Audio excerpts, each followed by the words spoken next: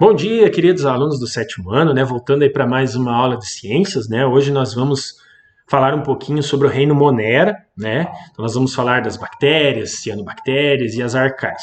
Lembrando, nós estamos na 15ª aula online, né? Professor hoje aqui embaixo de novo, né? Nós estamos no segundo bimestre, então a partir da semana que vem nós já começamos as avaliações, então é importante que vocês vão prestando atenção, né? E não vão deixando acumular as atividades, principalmente para não ter problema mais tarde. Tá bom? Apostila que nós estamos usando é a 5, não confundam, né? Então as páginas que nós vamos ver hoje são as páginas 136 até a página 138, tá bom?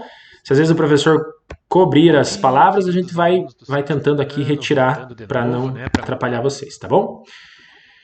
Nós temos algumas características gerais que são para todos do grupo do reino Monera. Então, unicelulares, fácil, possui uma única célula. Procarionte não tem núcleo.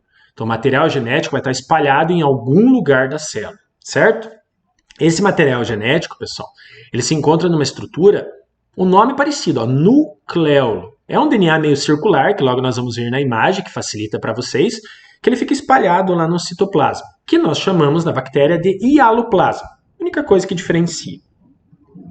Plasmídio, esse eu vou deixar para a gente falar um pouquinho mais depois, mas ele é uma estrutura de resistência da bactéria. Nós vamos falar sobre ele, por que tomar os antibióticos certinhos, por que não deixar, né, ou por que deixar de tomar os antibióticos, né, por que a gente deve tomar sempre até o final, como o médico mandou, tá bom? Os principais exemplares, então, que nós temos são as bactérias e cianobactérias, as normais, comuns, né, e as arqueobactérias, que são as bactérias que vivem em fontes termais, em ácidos, lugares extremos, que nós acreditamos não existir nenhum ser vivo, vai ter bactéria lá, tá bom? E as eubactérias, que são as bactérias comuns, e as cianobactérias, que são aquelas que realizam fotossíntese, né, que produzem seu próprio alimento, tá bom? Aqui nós temos um exemplo de um parque, esse parque fica nos Estados Unidos, é o Parque de Yellowstone. Provavelmente vocês devem ter visto, tinha um filme sobre o final do planeta e mostrava um pouquinho desse parque. Se eu não me engano, o nome do filme era 2012, né, o nome do filme, 2012. Então ele mostrava um pouquinho a Terra acabando, de uma forma geral. E esse parque, pessoal, tem águas termais que podem chegar a temperaturas acima de 100 graus. E por incrível que pareça, tem bactérias sobrevivendo aí. Então, por isso, as bactérias podem viver em lugares inóspitos. E isso, as arqueobactérias, tá bom? Aqui nós temos o lodo de pântanos, né? Esse pântano é como se fosse para nós uma espécie de um mangue. Só que como tem muita, vamos dizer assim, planta ali e vai caindo na água essas folhas, o que vai acontecer? Vai fazer com que essa água crie muita alga. E muitas dessas algas promovem a proliferação de substâncias, né? Vai produzindo substâncias químicas, né? Que são substâncias tóxicas para a maioria dos peixes, dos seres que vivem ali, né? E por incrível que pareça, quem que vive aí? Ainda temos bactérias aí vivendo, né? Então as bactérias também sobrevivem nos pântanos, onde pouquíssimo oxigênio pode existir na água, tá bom? Aqui nós temos o exemplo para vocês, então, para vocês entenderem. Ó, o DNA circular, como não tem núcleo, fica aqui, ou aqui, ou aqui, ou em qualquer lugar, né? Por isso que quando tem núcleo, você encontra em um determinado local. Quando não tem, já que eles são procariontes, fica em qualquer lugar, tá bom?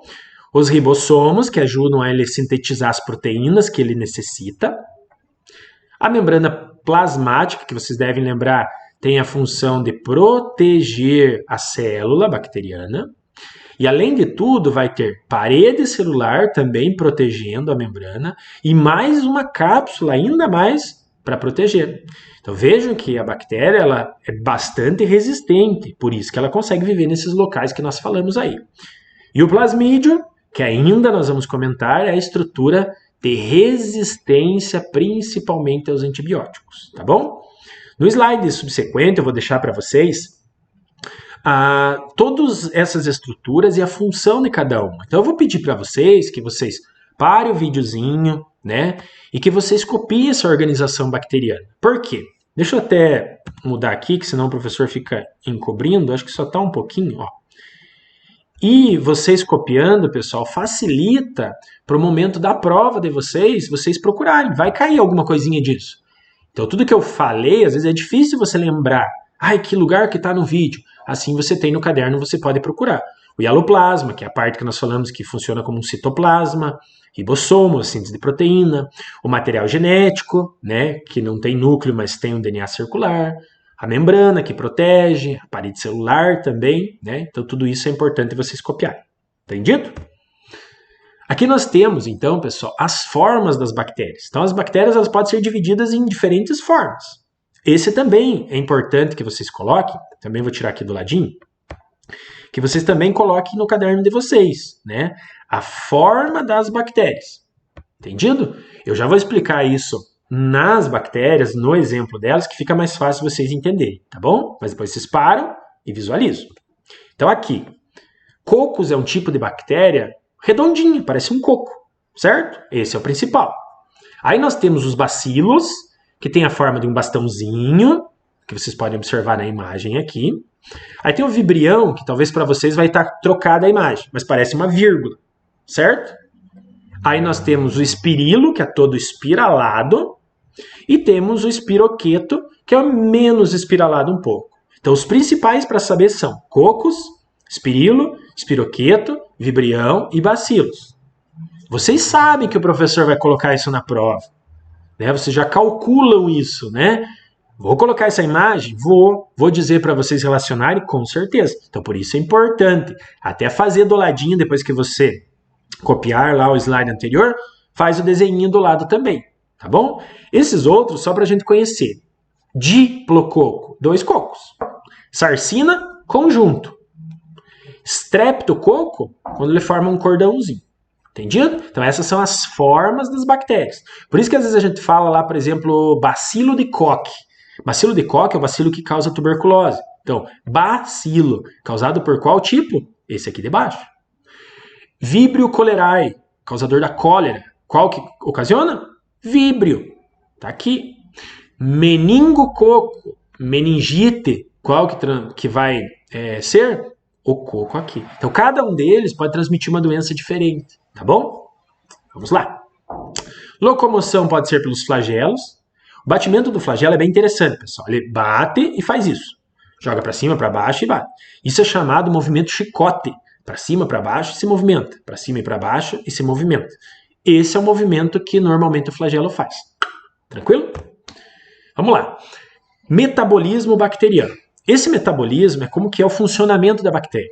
A maioria é heterotrófica. A maioria precisa consumir, não produz o seu próprio alimento, certo? Mas existem algumas que fazem fermentação, respiração aeróbica com oxigênio, respiração anaeróbica sem oxigênio, fotossíntese, como é o caso das cianobactérias, ou quimiossíntese, como são os exemplos que vocês verem aqui embaixo. Deixa eu só mudar para vocês, para não atrapalhar.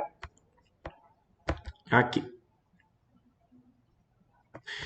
Então, assim, aqui vocês podem observar, pessoal, que as sulfobactérias são aquelas que oxidam compostos que têm enxofre, tipo ácido sulfúrico, que para nós, se coloca o teu dedo lá, sai com o toquinho do osso, de tão forte que é, corrói o dedo. Ferrobactérias oxidam ferro, então elas ajudam a promover a ferrugem. Nitrobactérias oxidam os nitratos, que também nós temos ácido nítrico, que também é um ácido forte, e tem bactérias sobrevivendo aí. Então elas conseguem, a partir desses compostos, produzir o seu próprio alimento, né? Então uma característica aí do metabolismo de algumas bactérias. Entendido? Olha a reprodução. Reprodução de bactéria é muito fácil, pessoal. Bipartição. Bi vem do quê? 2. Partir-se em 2. Então veja, uma bactéria duplica o material genético, no final se divide em 2 bactérias diferentes. Isso acontece a cada 20 minutos. Então uma bactéria em 20 minutos se divide em 2. Esse tipo de reprodução é chamada de reprodução assexuada. Não troca gametas.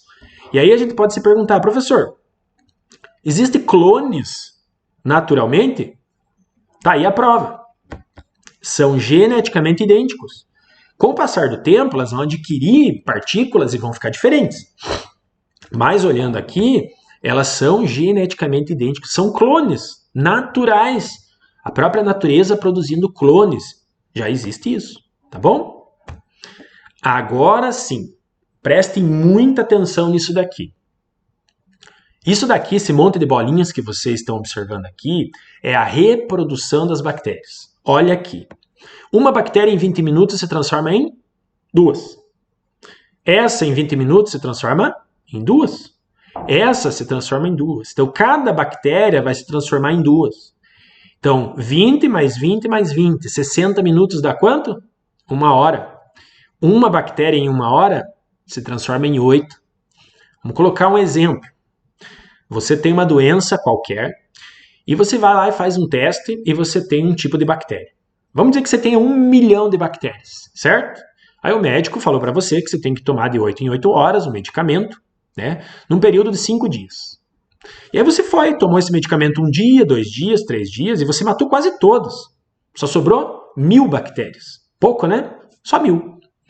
E isso você levou 3 dias e precisaria você tomar mais 2 e você não tomou mais esses 2. O que vai acontecer com essas bactérias? Olhe na imagem. Uma vai se transformar em 2, essa uma em 2. Então, as 1000 bactérias em 20 minutos depois que você parou de tomar um antibiótico, o que acontece? Se multiplicam. Outra pergunta. Essas 1000 bactérias que sobraram eram as fracas ou as resistentes? As resistentes. As fracas morreram todas.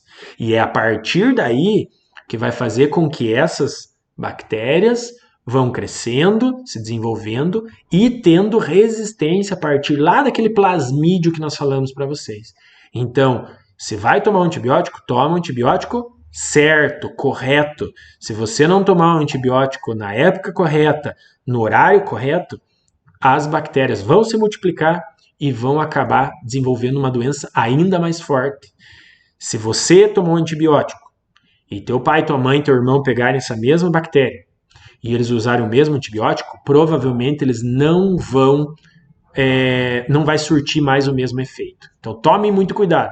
Se não vai tomar o antibiótico, não quer tomar ou vai parar antes do tempo, nem comece a tomar. Você não vai estar tendo problema só com você, mas com toda uma, vamos dizer assim, uma população de pessoas que vão necessitar desse antibiótico aí, tá bom? Finalizando, então, nós temos as atividades complementares para vocês fazerem, questão 1 e 2, da página 145, terminou a aula, copiou aquilo que o professor pediu, vai lá, faz as atividades, não deixa acumular. E de tarefa teremos, então, as questões 3 e 4, da página 145 também. Então, é pouquinho, hoje é curtinha a aula, é pouquinha atividade, façam, tirem foto, mandem para o professor. Vocês estão de parabéns, a maioria está mandando certinho, então, sexto e sétimo ano está mandando tudo certinho. Um ou outro que às vezes escapa, que acaba às vezes não mandando. Mas a grande maioria mandando as atividades corretas, dando positivo, dando oi, dando joinha lá, que vocês estão assistindo a aula também. Isso é bem importante. Nunca esquece, porque é a presença de vocês, tá bom? Espero que vocês tenham entendido, espero que vocês tenham gostado. Qualquer dúvida, vai lá na Agenda Edu, manda para o professor responde vocês. Às vezes está travando, às vezes está lento, na medida do possível o professor vai respondendo. Tranquilo? Fiquem com Deus, pessoal, e até a próxima aula, tá bom? Tchau, tchau.